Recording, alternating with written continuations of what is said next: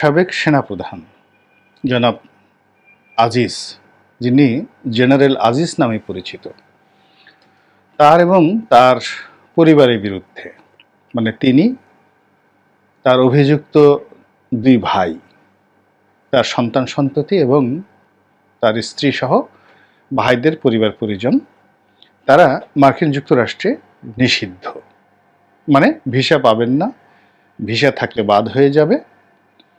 এবং মার্কিন যুক্তরাষ্ট্রের এই ভিসা নিষেধাজ্ঞার ফলে অন্য যে সকল যে কনসিকুয়েন্সেস রয়েছে সেগুলো তাদের ক্ষেত্রে প্রযোজ্য হবে। এমন একটা সময় এই খবরটি বাংলাদেশে এলো যখন মার্কিন যুক্তরাষ্ট্রের যে ইমেজ বাংলাদেশে একেবারে শূন্যের কোঠায়। মিস্টার ডোনাল্ড লু যখন বাংলাদেশে এলেন, ঠিক সেই সময়টিতে তাকে নিয়ে সরকারি দল এবং বিরোধী দল একেবারে, মানে যাকে বলা হয় শূন্য আগ্রহ দেখালো, এবং তার সঙ্গে সঙ্গে তাকে নিয়ে সবাই রীতিমতো যেভাবে তুচ্ছ করলো, তাচ্ছিল্য করলো। এর ফলে আমেরিকার রাজনীতি, আমেরিকার যে ভাবমূর্তি, বাংলাদেশের 18 কোটি মানুষের কাছে এখন ভুটানের চাইতেও নিম্ন পর্যায়ে চলে গিয়েছে। এর কারণ হলো ভুটানের বিরুদ্ধে কোনো অভিযোগ নেই, আর এখন আমেরিকার বিরুদ্ধে অনেকগুলো অভিযোগ। প্রথম অভিযোগ হলো যে তারা আমাদের যে মুক্তিযুদ্ধে বিরোধিতা করেছিল, সেই বিরোধিতার উপর তারা এখনও আছেন, এবং সেই বিরোধিতাকে পুঁজি করে এই দেশটিকে বারবার পিছনে ঠেলে দেওয়ার এবং এই দেশটির গণতন্ত্র সুকৌশলে ধ্বংস করার মার্কিনী যে চক্রান্ত, এটি এখনো পর্যন্ত অব্যাহত রয়েছে।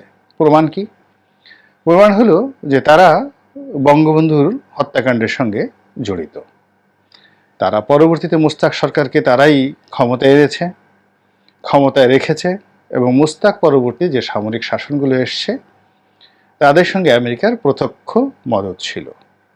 কুখ্যাত 111, তার সঙ্গে সঙ্গে বঙ্গবন্ধুর খুনি থেকে শুরু করে অন্য যারা এদেশের বড় বড় ক্রিমিনাল, তাদের সঙ্গে মার্কিন যুক্তরাষ্ট্রের একটা মহরম সম্পর্ক ছিল এবং এখনো আছে। তারা মুখে মুখে গণতন্ত্রের কথা বলে, মানবাধিকারের কথা বলে, সুশাসনের কথা বলে, গণতন্ত্র প্রতিষ্ঠা করা এবং একটি অংশগ্রহণমূলক ভোট হবে এদেশে, এরকম কথা বলে 2023 সনে সারা বাংলাদেশের 18 কোটি মানুষের কাছে অবতার রূপে, দেবতা রূপে, আল্লাহর আশীর্বাদ রূপে, সাহায্যকারী শক্তি রূপে প্রতিষ্ঠিত হয়ে পড়েছিল। কিন্তু ঠিক বিএনপির যে মহাসমাবেশটি হয়েছিল 2023 সালের অক্টোবর মাসের 28 তারিখে, সেই সমাবেশকে কেন্দ্র করে যে অপ্রীতিকর ঘটনা ঘটেছে, এখন বিএনপি সহ সমমনা দলগুলো মনে করছে পুরো ঘটনাটাই আমেরিকার একটা মাস্টার প্ল্যানে হয়েছে।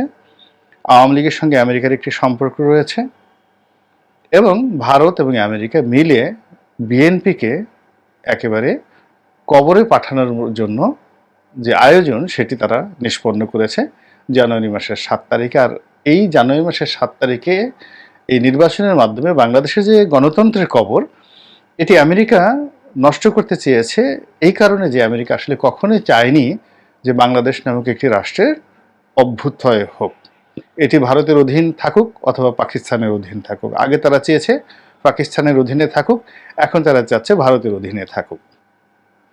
এই যে একটা ইমেজ সংকট শুরু হয়েছে এবং এটা ক্রমাগতভাবে বাড়ছে। ঠিক সেই সময়টিতে জেনারেল আজিজের বিরুদ্ধে একটি নিষেধাজ্ঞা দেওয়া হয়েছে, এই খবর 20 তারিখে মার্কিন পররাষ্ট্র দপ্তর প্রকাশ করেছে। এবং এটি নিয়ে আমাদের দেশের পত্রপত্রিকা থেকে শুরু করে অনেকেই নানা রকম মন্তব্য করার চেষ্টা করছে, কিন্তু যারা একটু গভীরভাবে পর্যবেক্ষণ করতে চান তারা প্রথমে এটাকে মনে করছেন একটা আই ওয়াশ, দ্বিতীয়ত মনে করছেন এটা বোকাসবো, এটার কোনো মূল্য নেই। এর কারণ হলো তারা যে জেনারেল আজিজকে এই নিষেধাজ্ঞা দিয়েছে, এটি পররাষ্ট্র মন্ত্রণালয়কে জানানো হয়েছে আমেরিকাতে বেশ কয়েকদিন আগে, কিন্তু সরকারের পক্ষ থেকে এটা নিয়ে কোনো প্রতিক্রিয়া দেখানো, আগ্রহ দেখানো, উদ্দীপনা দেখানো, এটা কোনো প্রয়োজনই সরকার মনে করেনি। 2 নম্বর হলো জেনারেল আজিজও এই বিষয়টিকে নিয়ে কোনো রকম পাত্তা দেননি। এর কারণ হলো তিনি যখন ক্ষমতায়, ঠিক সেই সময়টাতে প্রাইম মিনিস্টার্স ম্যান এই শিরোনামে যে একটা আল জাজিরা নিউজ করেছিল, তার মতে এই নিউজকে কেন্দ্র করেই মূলত আমেরিকা এই সিদ্ধান্তটা নিয়েছে। তারা বাস্তবে আসলে কোনো কিছু পরীক্ষা নিরীক্ষা করেননি, এবং যে সকল অভিযোগ তার বিরুদ্ধে আনা হয়েছে তিনি চ্যালেঞ্জ জানিয়েছেন দেশীয় এবং বিদেশি যারা তাকে সন্দেহ করবে তাদেরকে, যে এটি যদি কেউ প্রমাণ করতে পারে তাহলে তিনি যে কোনো শাস্তি মাথা পেতে নেবেন। এটা হলো আজিজ সাহেবের কথা।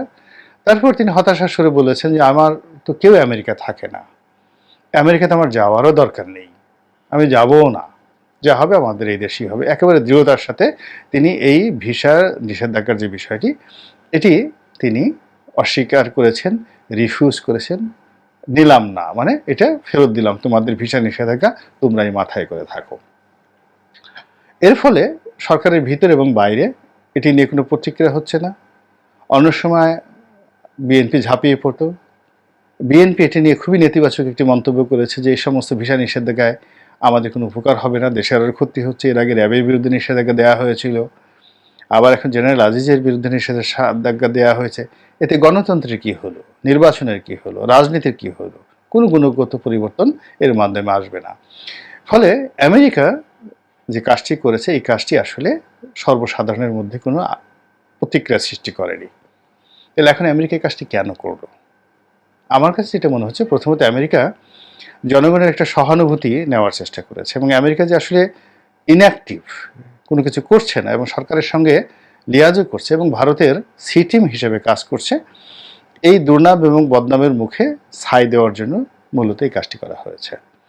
কিন্তু এটি আসলে হয়নি। এটিও আমেরিকার ভিসা নীতি, তাদের আগের যে সকল অভিনয়, তাদের সাম্প্রতিক সময় বিশ্ব রাজনীতিতে তাদের একটার পর একটা পরাজয়, তার মতো এরকম জেনারেল আজিজের বিরুদ্ধে যে নিষেধাজ্ঞা, এটি কোনো কাজে আসবে না। আজিজ সাহেব এখন ক্ষমতায় নেই। তিনি যতদিন ক্ষমতায় ছিলেন মানুষ ততদিন তার প্রতি আকর্ষণ ছিল, ক্ষোভ ছিল, ভালোবাসা ছিল। কিন্তু এখন তিনি একজন রিটায়ার্ড অবসরপ্রাপ্ত কর্মকর্তা। এখন তাকে নিয়ে যে কোনো লোক যে কোনো কথা বলতে পারে, যে কোনো মানুষই তাকে আঘাত করতে পারে। তিনি এখন সমাজে একজন সাধারণ নাগরিক, তার কোনো ঊর্ধ্বে এখন নেই। তো কাজেই এই মানুষটিকে নিয়ে টানা হেঁচড়ার মধ্যে না আওয়ামী লীগের বীরত্ব রয়েছে, না আমেরিকার বীরত্ব রয়েছে বা মহত্ব রয়েছে। এক।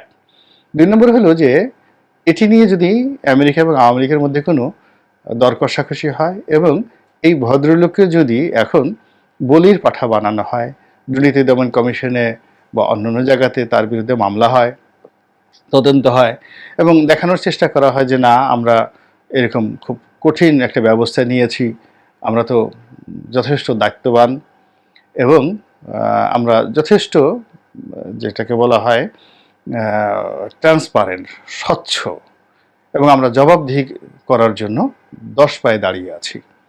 তো সেক্ষেত্রে আমি মনে করব যে এটি আওয়ামী লীগের জন্য বুমেরাং হবে। এর কারণ হলো বেনজির সাহেব বা জেনারেল আজিজ এরা তো মূলত সরকারের জন্য কাজ করেছেন, তাদের অনেক অভিযোগ আছে, কিন্তু সরকারের আজকের এই অবস্থানে আসার পেছনে এই দুজন মানুষের নিরঙ্কুশ তাদের সমর্থন আছে।